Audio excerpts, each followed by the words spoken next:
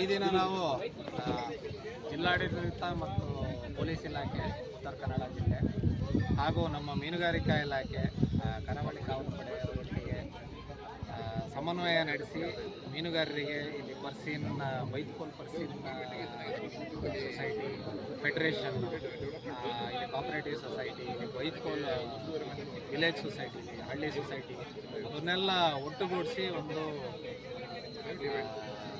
ಸಭೆಯನ್ನು ಸೇರಿಸಿದ್ದೇವೆ. ಮುಖ್ಯ ಉದ್ದೇಶ ಏನಂದರೆ, ನಿಮಗಾಗಲೇ ಈಗ ತುರ್ತು ಪರಿಸ್ಥಿತಿ ಅಂತ ಹೇಳಲ್ಲ, ಪಕ್ಕದ ದೇಶದಿಂದ ಏನೇನು ತೊಂದರೆ ಆಗ್ತಾ ಇದೆ ಅಂತ ನಮ್ಗೆ ಗೊತ್ತಿದೆ. ನಾವು ಸಾಕಷ್ಟು ಜಾಗರೂಕರಾಗಿರಬೇಕು. ಈಗಾಗಲೇ ಎಲ್ಲ ಕಡೆ ಹೇಳಿದ್ದಾರೆ.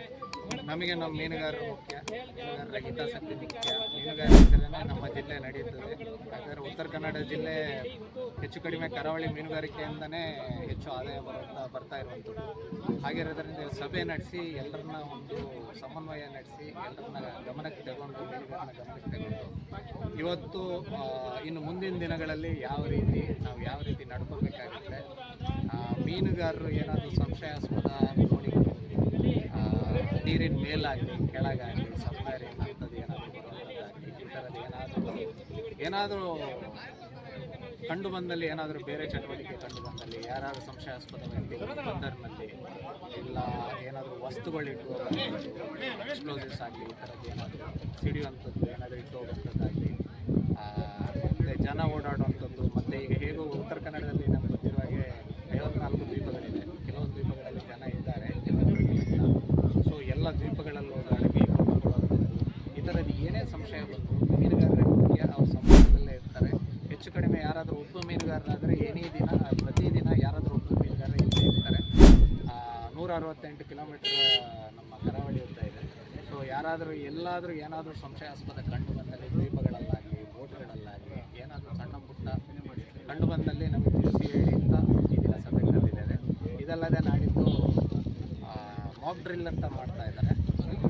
ತುರ್ತು ಪರಿಸ್ಥಿತಿ ಆದಲ್ಲಿ ಯಾವ ರೀತಿ ಮುಂಜಾಗ್ರತಾ ಕ್ರಮ ಭಯ ಪಡದೆ ಧೈರ್ಯವಾಗಿ ಯಾವ ಥರ ಮಾಡಬೇಕು, ಏನು ಮಾಡಬೇಕಂತ ಪರಿಸ್ಥಿತಿಯಲ್ಲಿ ಯಾವ ಥರ ನಿಭಾಯಿಸಬೇಕು ಅಂತ ಹೇಳಲಿಕ್ಕೆ ಮಾಕ್ ಡ್ರಿಲ್ನ ಕೈಗೊಳ್ತಾ ಇದ್ದಾರೆ. 5 ಲೊಕೇಶನಲ್ಲಿ ಉತ್ತರ ಕನ್ನಡ ಜಿಲ್ಲೆಯಲ್ಲಿ ಮಾಡ್ತಾ ಇದ್ದಾರೆ. ಕೈಗ, ಇನ್ನೊಂದು ಬಿಣಗ ನಮ್ಮ ಕಾಸೇನಲ್ಲಿ, ಮತ್ತು ಅಮ್ದಳ್ಳಿ ಸಿವಿಲಿಯನ್ ಕಾಲೋನಿ, ಮತ್ತು ನಮ್ಮ ಬೀಚನ್ನು ಇದನ್ನು ಒಂಥರ ಮಾಕ್ ಡ್ರಿಲ್ ಅಂದರೆ ಅದೇ ಥರ ಏನಾಗುತ್ತೆ ಅಂತ ಅದನ್ನು ಸೈಮ್ಯುಲೇಷನ್ ಮಾಡುವಂಥದ್ದು, ಅದನ್ನು ತಿಳಿಸಿ ಹೇಳಿದ್ದೀವಿ. ಮತ್ತು 7:30 7:30 8 ಗಂಟೆವರೆಗೆ ಬ್ಲ್ಯಾಕ್ಔಟ್ ಇರುತ್ತೆ. ಬ್ಲ್ಯಾಕ್ಔಟ್ ಅಂದರೆ ಎಲ್ಲ ಲೈಟ್ಸ್ ಆಫ್ ಮಾಡೋದು. ಇದು ಸ್ವಯಂ, ಇದು ಎಲೆಕ್ಟ್ರಿಸಿಟಿ ಡಿಪಾರ್ಟ್ಮೆಂಟ್ ಅವ್ರು ಮಾಡಲ್ಲ, ಸ್ವಯಂ ಅವರವರಾಗೆ ಮನೇಲಿ ಲೈಟ್ ಆಫ್ ಮಾಡಿ, ಬೈಕ್ಗಳಲ್ಲೋ ಕಾರುಗಳಲ್ಲೋ ಹೋಗ್ತಾ ಇದ್ದಾರೆ, ಲೈಟ್ ಆಫ್ ಮಾಡಿ ಒಂದು ಅರ್ಧ ಗಂಟೆ ಎಲ್ಲರೂ ಇದರಲ್ಲಿ ಕೈಗೂಡಿಸ್ಬೇಕಾಗಿ ನಾನೆಲ್ಲ ಮೀನುಗಾರರಾಗಲಿ ಕಾರವಾರ ಟೌನು, ಹೆಚ್ಚು ಕಡಿಮೆ ಕಾರವಾರ ಟೌನ್ ಪೂರ್ತಿ ಬ್ಲ್ಯಾಕ್ಔಟ್ ಮಾಡಬೇಕಂತ ಇಲ್ಲಿಂದಲೇ ಕೇಳ್ಕೊತೀನಿ. ಬೈಕ್ಗಳು ಸುತ್ತಮುತ್ತ ಈ ಹಳ್ಳಿಯಲ್ಲಿರುವಂಥ ಜನಗಳಾಗಲಿ, ಇಲ್ಲಿ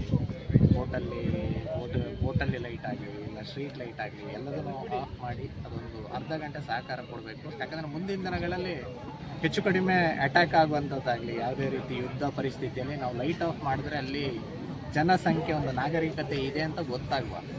ಏನಾದರೂ ಡ್ಯಾಮೇಜ್ ಆಗುವಂಥದ್ದು ನಾಗರಿಕತೆ ಇದ್ದರೆ ಅಷ್ಟೇ, ಅದು ಕಣ್ಣಿಗೆ ಕಾಣಿಸ್ಬಾರ್ದು.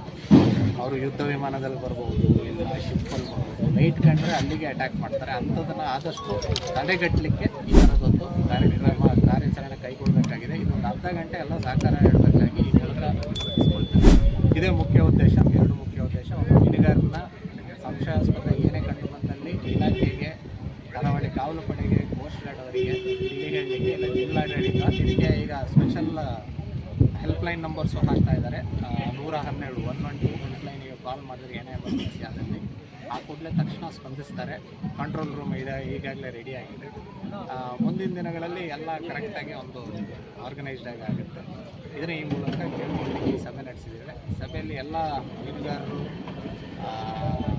ಲೋಕಲ್ ಹಳ್ಳಿಯವರು, ಹಾರ್ಬರಲ್ಲಿ ಕೆಲಸ ಮಾಡೋದನ್ನೆಲ್ಲ ಸೇರಿ ಸಹಕಾರ ಕೊಟ್ಟಿದ್ದಾರೆ.